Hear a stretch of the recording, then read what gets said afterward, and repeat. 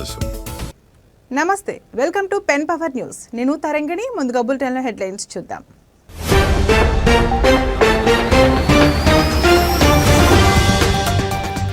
రేపు వారణాసిలో మోడీ పర్యటన, పలు అభివృద్ధి కార్యక్రమాలు ప్రారంభించనున్న ప్రధాని.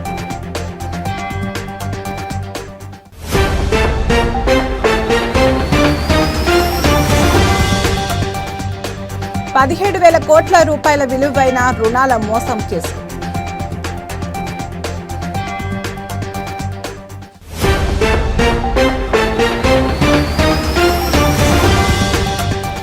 హెచ్సీఏలో భారీ కుదుపు, హెచ్సీ అధ్యక్షుడు Jaganmohan Rao suspend.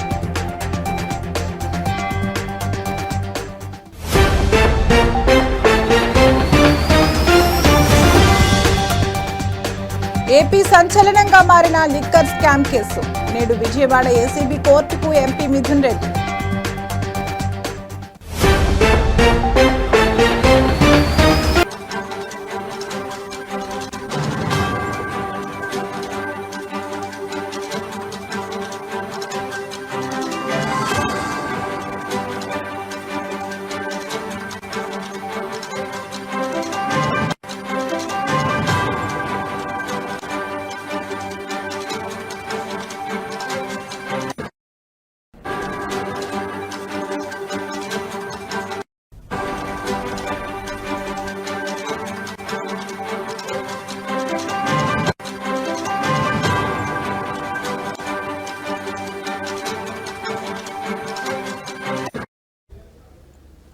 Breaking news చూస్తున్నాం. ప్రధాని మోడీ రేపు వారణాసిలో పర్యటించనున్నారు.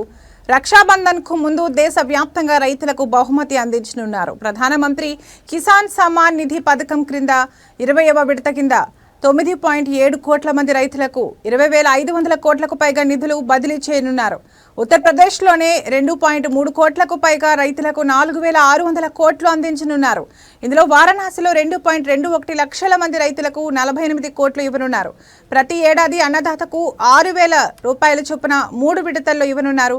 ఇక వారణాసిలో జరగనున్న బహిరంగ సభలో మోడీ ప్రసంగించనున్నారు. 2,183.45 కోట్ల విలువైన 52 అభివృద్ధి ప్రాజెక్టులకు ప్రారంభోత్సవాలు, శంకుస్థాపనలు చేయనున్నారు. ప్రధాని మోడీ ఉదయం 10:30 లాల్ బహదూర్ శాస్త్రి అంతర్జాతీయ విమానాశ్రయానికి చేరుకోనున్నారు. ముఖ్యమంత్రి యోగి ఆదిత్యనాథ్, ఇతర ప్రజాప్రతినిధులు, అధికారులు స్వాగతం పలకనున్నారు.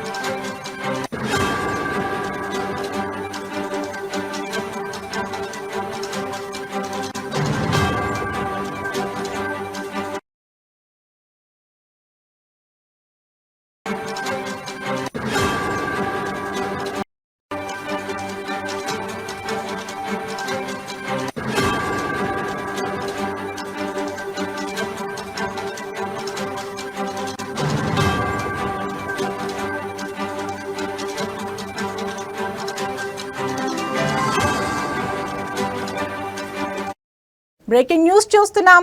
రిలయన్స్ గ్రూప్ చైర్మన్ అనిల్ అంబానీకి ఈడీ నోటీసులు జారీ చేసింది. 17,000 కోట్ల విలువైన లోన్ మోసం కేసులో ఎన్ఫోర్స్మెంట్ డైరెక్టరేట్ సమన్లు జారీ చేసింది. ఆగస్టు 5న ఢిల్లీలోని ఈడీ ప్రధాన కార్యాలయంలో హాజరు కావాలని నోటీసులో పేర్కొంది. మనీ లాండరింగ్ నిరోధక చట్టం కింద ఈడీ విచారణ చేయనుంది. జూలై 24న ముంబైలో అనిల్ అంబానీ గ్రూప్కు చెందిన 35 ప్రాంతాల్లో ఈడీ సోదాలు నిర్వహించింది. 50 కంపెనీలు, 25 మంది బిజినెస్ పార్ట్నర్స్ ఇళ్లపై 3 రోజుల పాటు సోదాలు నిర్వహించింది. రిలయన్స్ గ్రూప్ కి చెందిన అనేక ఆస్తులు, లావాదేవీలపై కూడా ఈడీ అధికారులు దృష్టి పెట్టారు.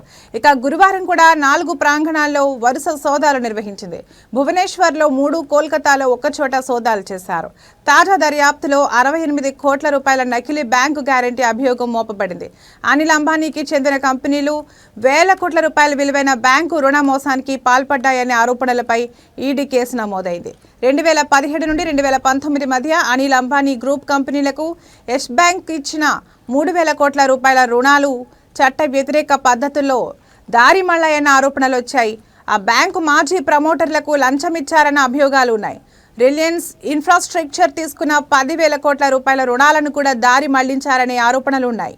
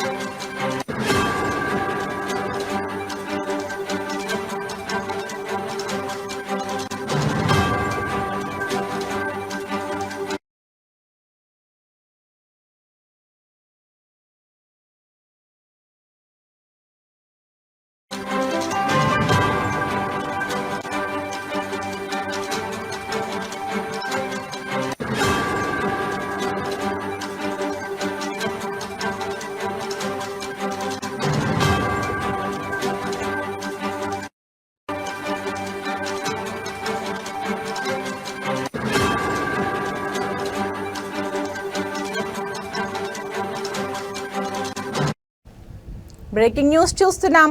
హైదరాబాద్ క్రికెట్ అసోసియేషన్ అక్రమాల వ్యవహారంలో సిఐడి దర్యాప్తులో సంచలన విషయాలు వెలుగులు చూసిన విషయం తెలిసిందే. తాజాగా హెచ్సిఏలో భారీ కుదుపు చోటు చేసుకుంది.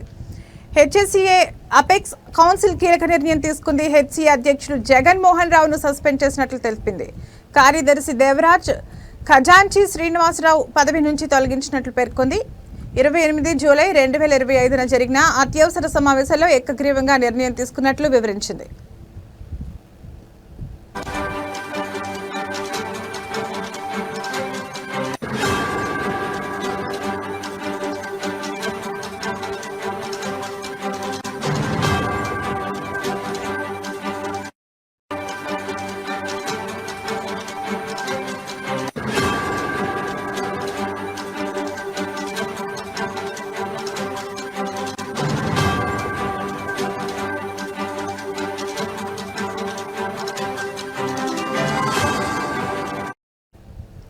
నిధుల దుర్వినియోగం, మోసం, అధికార బల దుర్వినియోగ ఆరోపణల నేపథ్యంలో సిఐడి, ఈడీ సంస్థలు ఆరోపణలపై దర్యాప్తు చేపట్టినట్లు హెచ్సిఏ వెల్లడించింది.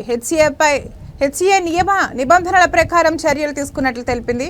పారదర్శకత, నైతిక విలువలకు కట్టుబడి ఉన్నామని హెచ్సిఏ కౌన్సిల్ వెల్లడించింది. సంఘం న్యాయబద్ధతను కాపాడేందుకే చర్యలు తీసుకున్నామని హెచ్సిఏ అపెక్స్ కౌన్సిల్ తెలిపింది.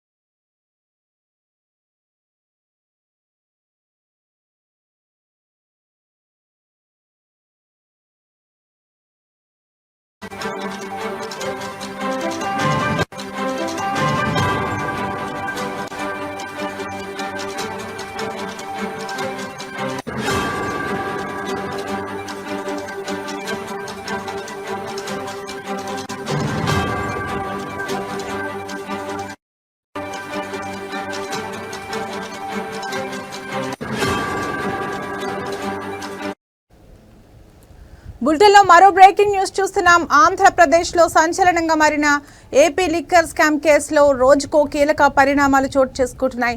సిట్ అధికారులు ఓవైపు దర్యాప్తులో దూకుడు చూపిస్తున్నారు. మరోవైపు ఈరోజు ఎంపీ మిథున్ రెడ్డిని కోర్టులో హాజరుపరచనున్నారు. రాజమండ్రి సెంట్రల్ జైలు నుండి విజయవాడ ఏసీబీ కోర్టుకు బయలుదేరారు YCP MP Mithun Reddy. Rajahmundry central jail నుంచి మిథున్ రెడ్డిని రోడ్డు మార్గంలో విజయవాడ తీసుకెళ్తున్నారు పోలీసులు.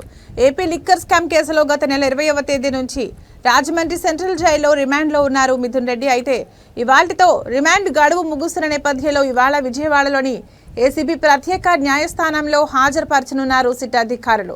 ప్రత్యేక వాహనంలో ఎస్కార్ట్ పోలీసులు మిథున్ రెడ్డిని రాజమండ్రి సెంట్రల్ జైలు నుంచి రోడ్డు మార్గంలో విజయవాడ తీసుకువెళ్తున్నారు. రాజమండ్రి సెంట్రల్ జైలు నుండి బయలుదేరిన సమయంలో జైలు వద్ద భారీగా పోలీస్ బందోబస్తు ఏర్పాటు చేశారు.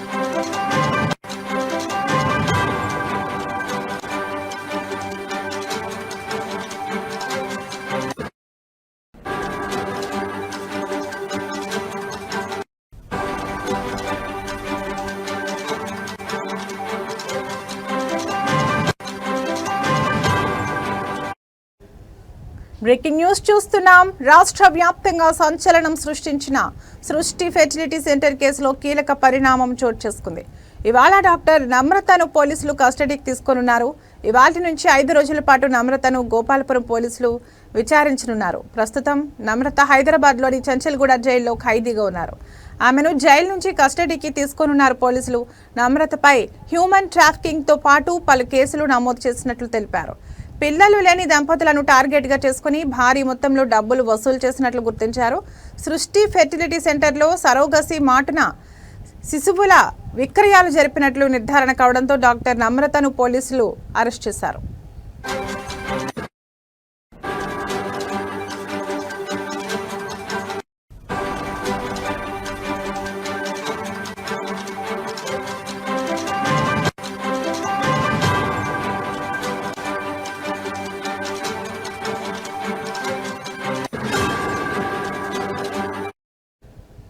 కొన్నేళ్ల క్రితం సృష్టి ఫెర్టిలిటీ సెంటర్ పేరుతో ఓ కేంద్రాన్ని ప్రారంభించిన డాక్టర్ నమ్రత పిల్లలు లేని దంపతుల లక్ష్యంగా సోషల్ మీడియా ద్వారా తన కేంద్రానికి విస్తృత ప్రచారం చేసుకున్నారు. యూట్యూబ్, ఇన్స్టాగ్రామ్, ట్విట్టర్, ఫేస్బుక్ ద్వారా రకరకాల వీడియోలు, పోస్టులు చేసేవారు. టెస్ట్ ట్యూబ్ బేబీ, సరోగసి విధానాల ద్వారా తల్లిదండ్రులు కావాలనే కోరికను తన ఆసుపత్రిలో నెరవేర్చుకోవచ్చని ప్రచారం చేసేవారు.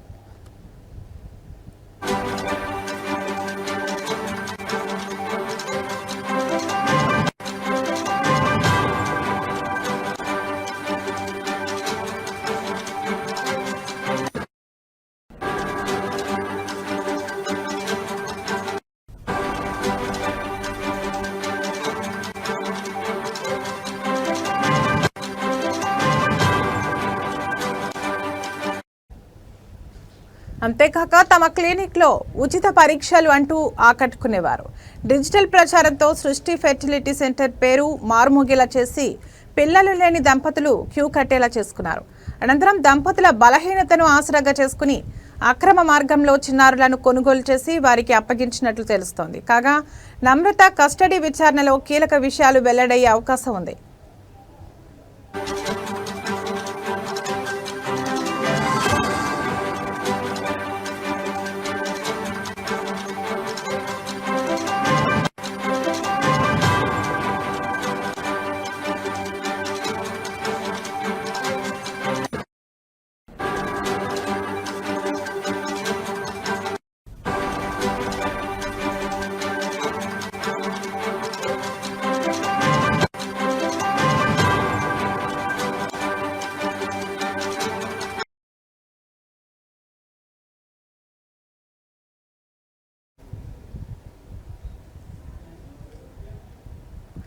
టాలీవుడ్ రౌడీ బాయ్ గా తనకంటూ ప్రత్యేక స్థానాన్ని సంపాదించుకున్న విజయ్ దేవరకొండ కింగ్డమ్ మూవీతో ప్రేక్షకుల ముందుకు వచ్చాడు. డైరెక్టర్ గౌతమ్ తెన్ననూరి దర్శకత్వం వహించిన ఈ మాస్ యాక్షన్ ఎంటర్టైనర్ జూలై 31న రిలీజ్ అయి పాజిటివ్ టాక్ సొంతం చేసుకుంది. ఫస్ట్ టైం 2 విభిన్న పాత్రల్లో కనిపించిన విజయ్ ఫ్యాన్స్ లో జోష్ నింపాడు. దీంతో బాక్స్ ఆఫీస్ వద్ద కింగ్డమ్ కలెక్షన్ల జోరు కొనసాగుతోంది. విజయ్ దేవరకొండ బాక్స్ ఆఫీస్ ను కుమ్మేశాడు. మొత్తంగా ఇరు తెలుగు రాష్ట్రాల్లో కలిపి 9.92 కోట్ల రూపాయల షేర్, 18 కోట్ల గ్రాస్ వరకు కలెక్ట్ చేసినట్లు టాక్ వినిపిస్తోంది. యుఎస్లో ఇప్పటికే $1.1 మిలియన్ కంటే ఎక్కువగానే గ్రాస్ వచ్చింది. అంటే 8 కోట్లకు పైగా ఓవర్సీస్లో వచ్చాయి. ఈ సినిమా హిట్ అనిపించుకోవాలంటే 53.50 కోట్ల షేర్ రాబట్టాలి. పాజిటివ్ టాక్ సొంతం చేసుకున్న ఈ మూవీ వీకెండ్ రోజుల్లో వచ్చే కలెక్షన్స్తో రీచ్ అవుతుందా లేదా అనేది తెలియాల్సి ఉంది.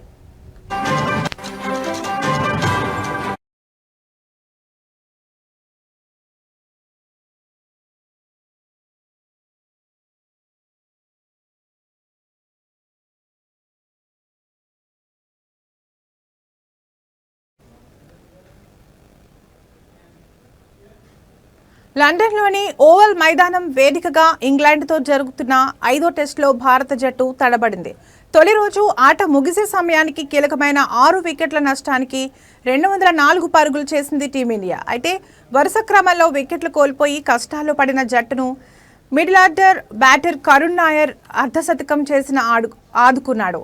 కరుణ్ 98 బంతుల్లో 52 రన్స్తో తన బ్యాటింగ్ను కొనసాగిస్తున్నాడు. ఇక అతడితో పాటు వాషింగ్టన్ సుందర్ ప్రస్తుతం క్రేజ్లో ఉన్నాడు.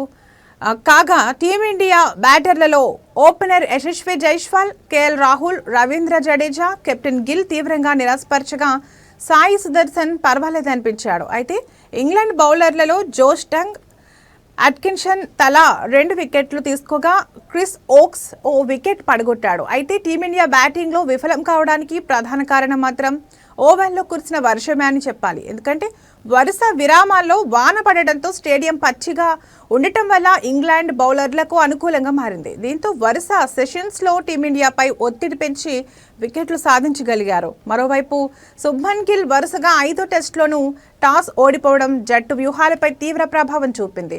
రెండో రోజు ఆటలో బ్యాటింగ్ పటిష్టంగా కొనసాగితేనే భారత్ తిరిగి మ్యాచ్లో నిలుస్తుంది. లేకపోతే ఈ సిరీస్ను టీమిండియా కోల్పోయే అవకాశం ఉంది.